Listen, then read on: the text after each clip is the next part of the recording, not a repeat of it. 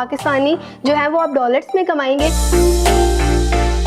आप इंटरनेट की मदद से अपना जो बिज़नेस है वो दुनिया में कहीं पर भी स्टार्ट कर सकते हैं। थोड़ी इन्वेस्टमेंट से भी शुरू कर सकते हैं और $1 मिलियन से भी शुरू कर सकते हैं। ये बिज़नेस लाइन बहुत बड़ी बिज़नेस लाइन है, बहुत पावरफुल टूल है जिसके अंदर आप ऑनलाइन जो है ना वो चीज़ें बेचते हैं, क्लाइंट नहीं मिल रहा तो अपना छोटे से लेवल से ये बिज़नेस खुद से भी स्टार्ट किया जा सकता है। इमर्जिंग मार्केट प्लेस है, ज़्यादा कस्टमर बाय कर रहा होता है, $10-15 हज़ार या यूरोस की सेल करना चाहें पर मंथ तो वो बहुत आसानी से सेल्स को टारगेट किया जा सकता है। मार्केट प्लेस पे जो हमें सूट करती है वहाँ पर हम अपना एक सेलर अकाउंट बना सकते हैं। 19 मुल्कों में अपना बिजनेस जो है वो अमेज़ॉन के प्लेटफॉर्म पे बेच सकते हैं एक ही अकाउंट बना के।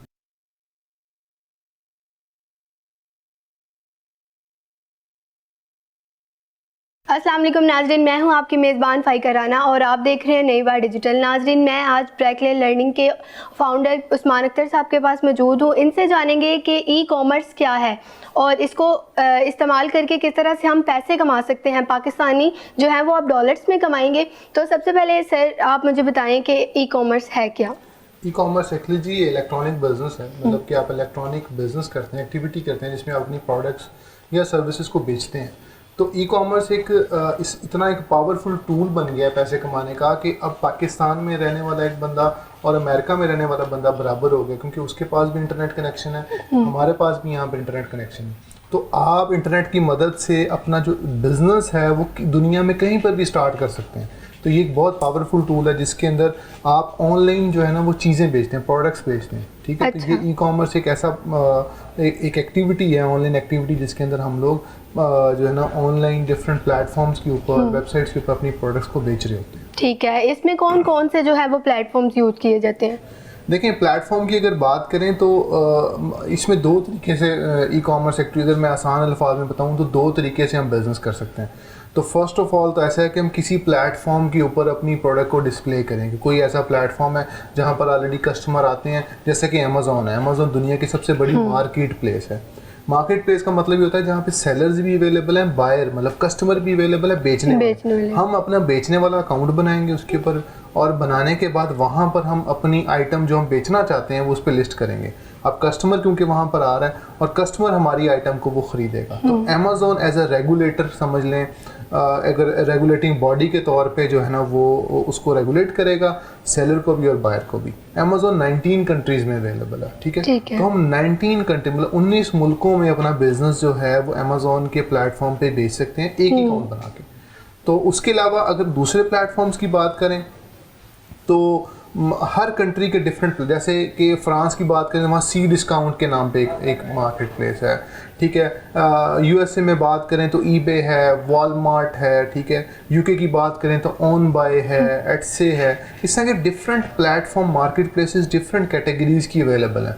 तो हम किसी भी मार्केट प्लेस पर जो हमें सूट करती है वहाँ पर हम अपना एक सेलर अकाउंट बना सकते हैं और वहाँ पर जो है हम अपनी प्रोडक्ट्स को जो है बेच सकते हैं। ठीक है सर, जैसे अमेज़ॉन होलसेल पे काम कर रहा होता है तो बायर और सेलर दोनों ही होते हैं। अब ख़वातीन की अगर बात करें तो घर बैठकर वो कमा सकते हैं, तो इसमें इन्वेस्टमेंट का थोड़ा सा बताएं कि वो इन्वेस्टमेंट ज़्यादा होती है या कम उनकी लगी? देखिए, इन्वेस्टमेंट की अगर बात करें ना तो इन्वेस्टमेंट एज सच हम स्पेसिफाई नहीं कर सकते कि कितनी इन्वेस्टमेंट चाहिए। अब होता क्या है कि मैं एग्जांपल दूंगा जी, मेरे पास $100 है, मैं $100 से बिज़नेस स्टार्ट करना चाहता हूँ, तो मैं $100 की आइटम ख़रीदूँगा, ठीक है, जो कि मुझे $10 की एक आइटम पड़ी। मैंने 10 आइटम्स ख़रीदी हैं, मैंने 10 आइटम को बेचा, तो मैंने फॉर एग्जाम्पल उसको $12 का बेचा एक आइटम को, तो मुझे $120 रिटर्न आया, ठीक है।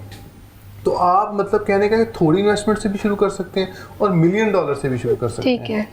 इसमें बहुत सारे ऐसे लोग हैं जो ऑलरेडी ई कॉमर्स को समझते हैं, वो $1 मिलियन भी महीने का अमेज़ॉन पे बेच रहे होते हैं। तो ये एक आप मतलब ये बिज़नेस लाइन बहुत बड़ी बिज़नेस लाइन है और इसके अंदर आप मेन चीज़ सीखना। तो मैं पाकिस्तान में मतलब ये रिकमेंड करूँगा लोगों से कि वो पहले सीखें, समझें इस चीज़ को, समझने के बाद फिर वो अपना बिजनेस बेशक शुरू करें ना करें, लेकिन वो सर्विसेज दे सकते हैं। अब पाकिस्तान फ्रीलांसिंग के अंदर सेकंड बिगेस्ट मुल्क बन गया है जो फ्रीलांसिंग की सर्विसेज दे रहा है, और ये हमारे वज़ीर आज़म ने जो है पार्लियामेंट के अंदर ये कोट की थी चीज़, ठीक है। तो मैं ये आपको बताऊंगा कि ये फ्रीलांसिंग के तौर पे इस सर्विसेज को बेचा जा सकता है। अगर फ्रीलांसिंग नहीं करनी, मुश्किल लग रही है, क्लाइंट नहीं मिल रहा, तो अपना छोटे से लेवल से ये बिजनेस खुद से भी स्टार्ट किया जा सकता है। ठीक है, खुद से किस तरह से स्टार्ट कर सकते हैं? देखिए उसके लिए अकाउंट बनाना है। जैसे आपने जैसे आप पाकिस्तान में दराज पे एक अकाउंट बना लेते हैं, सेलर अकाउंट। आप यूएई में अगर बिजनेस करना चाहते हैं, अमेजोन यूएई में है, वहाँ पर अकाउंट बना सकते हैं। अकाउंट बनाना है और बाद में फिर देखना है कि हमने कौन सी आइटम को बेचना है। अमेजोन के ऊपर 350 मिलियन प्लस आइटम्स अवेलेबल है। हमने उनमें से वैल्यूएट करना है कि किस प्रोडक्ट को हमने रीसेल करना है। आजकल जो है ना वो मार्केट में दूसरी भी आ गई हैं, जैसे वो टिकटॉक शॉप, उस पे हम किस तरह से कमा सकते हैं और वो कितनी सेफ है हमारे लिए? देखिए ये सेफ़ है, सेफ़ का इशू नहीं है इसके अंदर। टिकटॉक शॉप जो है वो भी एक इमर्जिंग मार्केट प्लेस बनती जा रही है, ठीक है। अब वो एक सोशल कॉमर्स की एक टाइप है। सोशल कॉमर्स क्या होता है, जैसे कि आप पहले फेसबुक यूज़ करते थे, फेसबुक ने मार्केट प्लेस लॉन्च कर दी, इंस्टाग्राम के ऊपर शॉप्स बनना शुरू हो गई, ठीक है। तो इसी तरीके से अब टिकटॉक ने टिकटॉक शॉप इंटीग्रेट कर दी। क्या है कि कस्टमर जो है ना, अब जो सोशल मीडिया ऐप्स हैं उसके ऊपर बहुत ज़्यादा टाइम स्पेंड करता है। जब बहुत ज़्यादा टाइम स्पेंड करता है तो वहाँ पे परचेजिंग एक्टिविटी ज़्यादा होती है। आप में से जो देखने वाले लोग हैं वो भी इस चीज़ को समझेंगे कि ज़्यादातर जो उन्होंने परचेजिंग की होगी अभी तक, वो सोशल मीडिया को यूज़ करते हुए की होगी। वो सोशल मीडिया यूज़ कर रहे थे, कोई ऐसी आइटम आई जो उनको पसंद आया, जिसे हम इम्पल्सिव बाइंग कहते हैं। उसने देखा और उसने फ़ौरन उस आइटम को ख़रीदा। तो यही चीज़ जो है अब टिकटॉक ने टिकटॉक शॉप इंटीग्रेट कर दी है।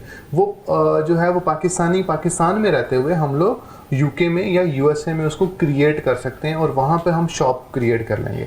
वहाँ पर हम आइटम्स को लिस्ट करेंगे और लिस्ट करने के बाद वहाँ पर हम इसको सेल कर सकते हैं। और ये भी बहुत अच्छी मार्केट प्लेस बनती जा रही है, इमर्जिंग मार्केट प्लेस है।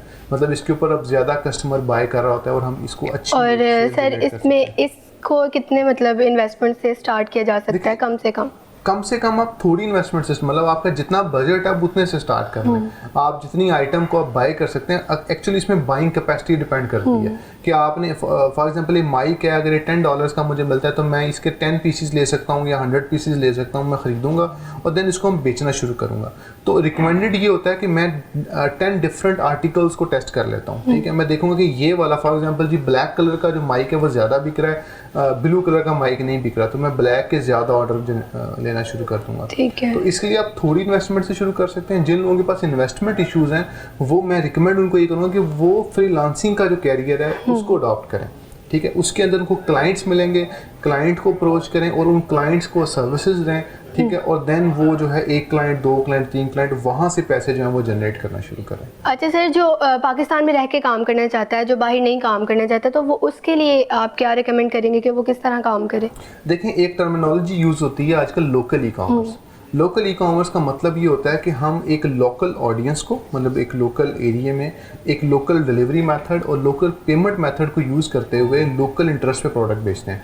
फॉर एग्जांपल जी, हमारे पास कुछ आइटम्स हैं, कुछ शर्ट्स हैं, हम वो पाकिस्तान में बेचना चाहते हैं, तो हम पाकिस्तान में सोशल मीडिया के थ्रू वो प्रोडक्ट को टारगेट करके बेच सकते हैं। अब जैसे कि अब आप डिफरेंट देखते होंगे कि सोशल मीडिया पे डिफरेंट एडवर्टाइजमेंट्स आती हैं। कभी जी कोई हैंड फ्री की आ रही है, कभी शूज़ की आ रही है, कभी शर्ट्स की आ रही है, काफ़ी सारे लोग उसे चीज़ें ख़रीदते भी हैं। तो वहाँ पर इस प्रोडक्ट को एडवर्टाइज़ किया जाता है, टिकटॉक के ऊपर उसको एडवर्टाइज़ किया जाता है। तो ये बहुत ही पावरफुल मेथड है जिसके अंदर आप, ये एक कंट्रोलेबल बिजनेस है। मैं ये समझता हूँ कि ये ज़्यादा कंट्रोलिंग बिजनेस है। कंट्रोलेबल बिजनेस वो होता है जिसके अंदर आप उस बिज़नेस की तमाम एक्टिविटीज़ को कंट्रोल कर लें, तो उस बिज़नेस के अंदर से फिर आप ज़्यादा इनकम और ज़्यादा प्रॉफिट जनरेट कर सकते हैं। इसके अंदर जो एक टिप की बात है जो मैं ऑडियंस को देना चाहूँगा वो ये है कि हम एक कैटेगरी को या एक नीश को टारगेट करते हैं। मैं एग्जांपल दूंगा, अगर मैं शूज़ बेचना चाहता हूँ तो मैं शूज़ की डिफरेंट कैटेगरीज और शूज़ को ही मैं बेचूंगा, ठीक है। अगर मैं शर्ट्स को बेचना तो मैं शर्ट्स को बेचूंगा। तो मैं इस तरीके से एक ही कैटेगरी को, एक नीश को पकड़ूंगा और उसकी वैरायटी को मैं एक वेबसाइट बनाऊंगा और देन उसको टारगेट करूंगा। और देन फिर क्या होगा कि मैं अपना ये, अब मैंने फॉर एग्जांपल मैंने पाकिस्तान में बिज़नेस सेटअप कर लिया, मुझे इससे अच्छा रिस्पांस आया, मैंने सेल्स जनरेट करना शुरू कर दी पाकिस्तानी रुपीज़ के अंदर ही। अब मैं यही मॉडल उठाऊंगा और मैं यूएई में स्टार्ट कर लूँगा, यही मॉडल उठाऊंगा मैं सऊदी अरेबिया में स्टार्ट कर दूँगा। मैं एक नई वेबसाइट बनाऊँगा यूएई के लिए, मैं वहाँ पर जो है वो अपने प्रोडक्ट्स को डिलीवर करूँगा। अमेज़न पे होलसेल में हम चीज़ें बेचते हैं और ख़रीदते हैं, तो इस पर प्रॉफिट मार्जिन जो है वो पहले की निस्बत कम हो गया। देखिए, ऐसा नहीं होता कि प्रॉफिट मार्जिन कम हो गया। असल में इस पे बात डिपेंड करती है सोर्सिंग के ऊपर। एक नया न्यू बी जो है वो जब लोकल जब ये होलसेल पे आता है, वो सप्लायर्स को ऑन बोर्ड करने की कोशिश करता है, तो वो सेकंड या थर्ड स्टेप पे किसी सप्लायर को ले रहा होता है। फॉर एग्जांपल वो किसी ऐसे सप्लायर से ले रहा है जो ऑलरेडी किसी दूसरे सप्लायर से प्रोडक्ट्स ले रहा है, तो आपकी सोर्सिंग बेहतर नहीं है। जब आपकी सोर्सिंग बेहतर होती है, आप किसी बैकएंड किसी अच्छे सप्लायर से सोर्स कर रहे होते हैं आइटम, तो आपका प्रॉफिट मार्जिन इंक्रीज हो जाता है, क्योंकि उसकी एक रिकमेंडेड रिटेल प्राइस है। फॉर एग्जांपल यहाँ पर अगर मैं कोई एक कोल्ड ड्रिंक है जी, उसकी जो एक प्राइस है वो 170 पे रिटेल हो रही है, ठीक है। अगर मैं किसी रिटेलर से लूँगा तो मुझे 170 की मिलेगी, मैं अगर डिस्ट्रीब्यूटर से लूँगा तो शायद 160 की मिले, अगर मैं बैक एंड पे उसके किसी सोल डिस्ट्रीब्यूटर से लूँगा तो शायद 150 मिले, अगर मैं कंपनी से डायरेक्ट लूँगा तो 140 मिले, ठीक है। तो हमारी जो सोर्सिंग है वो हम लोग किसी ऐसे पर्सन से ले रहे हैं जो कि प्रोडक्ट्स की सोर्सिंग जो है वो हमारी सही नहीं है, इस वजह से हम उसमें हमें लगता है कि शायद कंपटीशन ज़्यादा हो गया। अमेज़ॉन के ऊपर 19 मुल्कों में अमेज़ॉन अवेलेबल है। आपको लगता है कि मैं यूके में काम कर रहा हूँ, मुझे यूके में तो जी मुझे प्रॉफिट नहीं हो रहा, मुझे समझ नहीं आ रही, you can shift to France, you can shift to Germany, ठीक है। आप उन मार्केट्स में जाके भी, लोगों का ये भी क्वेश्चन होता है कि जी बड़ी मार्केट तो वो है नहीं, जर्मनी छोटी मार्केट है, तो मैं अक्सर ही कहता हूँ कि जर्मनी, फ्रांस, ये सारी बड़ी मार्केट्स हैं, नीदरलैंड ये बड़ी मार्केट्स है, क्योंकि एक न्यू भी नहीं आना है, उसे थोड़ी सेल से शुरू करना है, उसके लिए सारी मार्केट्स बड़ी हैं। आप किसी मार्केट में भी अगर आप 10-15 हज़ार डॉलर या यूरोस की सेल करना चाहें पर मंथ, तो वो बहुत आसानी से सेल्स को टारगेट किया जा सकता है। हाँ, अगर आपने 50,000 या 1 लाख सेल्स को टारगेट करना है पर मंथ, तो छोटी मार्केट्स में आपको टाइम ज़्यादा लगेगा, लेकिन जो बड़ी मार्केट जैसे यूएसए है वहाँ पे शायद आपको टाइम कम लगे। तो आप मार्केट स्विच करके देख सकते हैं, अगर इन केस आपको प्रॉफिट नहीं आ रहा, या आप सप्लायर को स्विच करके देख सकते हैं। दोनों सूरतों में आपका मसला हल हो जाएगा। जी सर, बहुत शुक्रिया आपका, आपने अपना वक्त दिया, और जो लोग अपना बिजनेस कर रहे हैं ऑनलाइन में, उनके बहुत से मसाइल जो हैं वो भी हल हो गए होंगे, और जो स्टार्ट करना चाह रहे हैं वो भी बहुत कुछ सीखे होंगे। इसी के साथ अपनी मेज़बान फ़ाइका राना को दें इजाज़त। अल्लाह हाफ़िज़।